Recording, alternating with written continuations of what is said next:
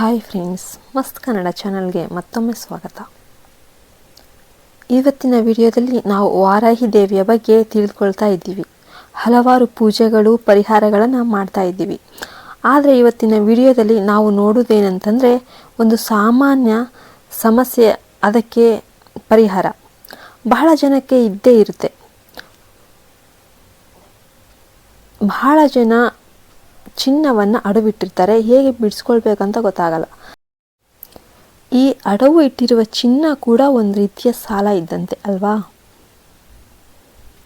ಅಂತಹ ಚಿನ್ನವನ್ನು ಬಿಡಿಸಿಕೊಳ್ಳುವುದು ಹೇಗೆ?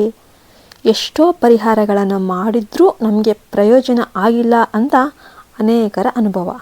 ಆದರೆ ಇವತ್ತಿನ ಶುಕ್ರವಾರ ಅಥವಾ ಮಂಗಳವಾರ ಈ ಪರಿಹಾರವನ್ನು ಮಾಡಿದರೆ ನಿಜವಾಗಿಯೂ ನಿಮಗೆ ಉತ್ತಮ ಫಲಿತಾಂಶ ಸಿಕ್ಕೇ ಸಿಗುತ್ತೆ.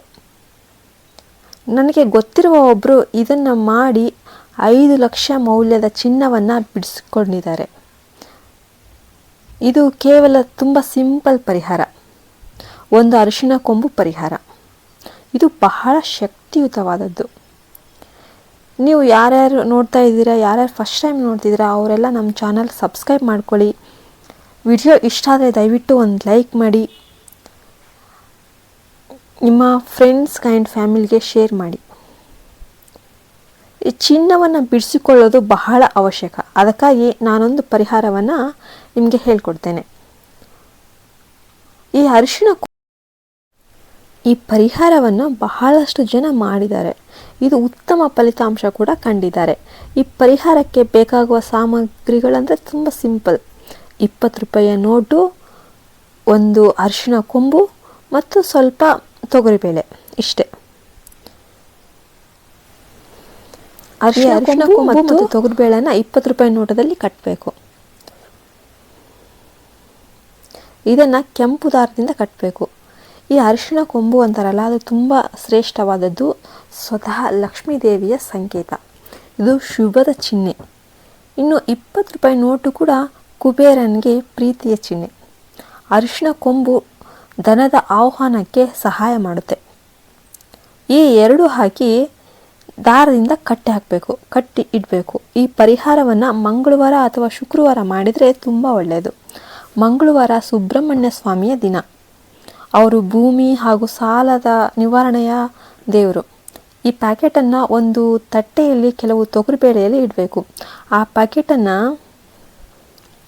ಆ ಬೇಳೆಯೊಳಗೆ ಇಟ್ಟು 6 ದಿನಗಳ ಕಾಲ ಇರಿಸಬೇಕು.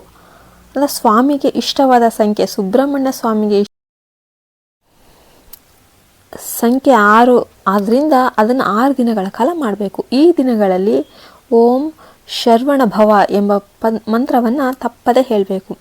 6 ದಿನಗಳ ನಂತರ ಆ ತೊಗರಿಬೇಳೆಯನ್ನು ಮನೆಯ ಬಾಗಿಲ ಬಳಿ ಅಥವಾ ಮಹಡಿ ಮೇಲೆ, ಮೆಟ್ಟಿಲುಗಳ ಮೇಲೆ ಕೂಡ ಹಾಕ್ಬೋದು. ಈ ರೀತಿ ಪಕ್ಷಿಗಳಿಗೆ ಅದನ್ನು ಆಹಾರವಾಗಿ ಹಾಕಿದ ನಂತರ ಆ ಅರಿಶಿಣ ಕೊಂಬು ಮತ್ತು 20 ರೂಪಾಯಿ ನೋಟ್ನ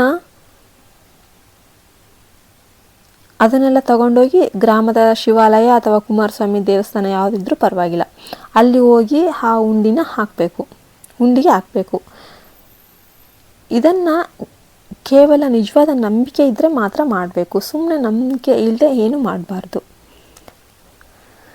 ಹೀಗೆ ಇದೇ ರೀತಿ ಮಾಡಿ 5 ಲಕ್ಷ ಸಾಲ ನಮಗೆ ಗೊತ್ತಿದ್ದವರು ತೀರಿಸ್ಕೊಂಡಿದ್ದಾರೆ.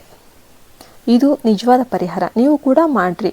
ಇವತ್ತಿನ ವಿಡಿಯೋ ನಿಮಗೆಲ್ಲ ಉಪಯುಕ್ತವಾಗಿದೆ ಅಂತ ನಾನು ಭಾವಿಸ್ತೇನೆ. ಇಷ್ಟ ಆದರೆ ದಯವಿಟ್ಟು ಒಂದು ಲೈಕ್ ಮಾಡಿ, ಶೇರ್ ಮಾಡಿ. ಮತ್ತೊಂದು ಹೊಸ ವಿಚಾರಗಳೊಂದಿಗೆ ಮತ್ತೆ ಭೇಟಿಯಾಗೋಣ. ಅಲ್ಲಿಯವರೆಗೆ ನಮಸ್ಕಾರ. ಜೈ ಹಿಂದ್, ಜೈ ಭಾರತ್ ಮಾತೆ. ಎಲ್ಲರೂ ಓಂ ವಾರಾಹಿ ದೇವಿಯೇ ನಮಃ ಅಂತ ಕಮೆಂಟ್ ಮಾಡಿ.